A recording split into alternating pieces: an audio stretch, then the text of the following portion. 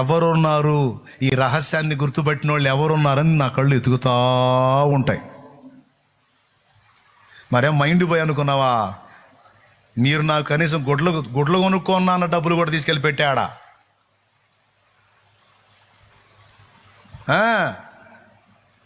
బంగారు వస్తువులు తీసుకొచ్చి ఇచ్చారు నువ్వు పెట్టుకోవాలని, వాళ్ళ అభిమానం. అవి కూడా అమ్మి ఆ వచ్చిన డబ్బులు ఎక్కడెక్కడ డబ్బులు అని తీసుకెళ్ళి పెట్టా అక్కడ. ఎందుకో తెలుసా? ఏకాంతంగా నా బిడ్డలు దేవుణ్ణి కలుసుకోవడానికి ఒక రమ్యమైన చోటు కావాలని. ఎక్కడికి పోతే ఎవరు రానిస్తారు? ఎక్కడికి పోతే ఎవరు రానిస్తారండి?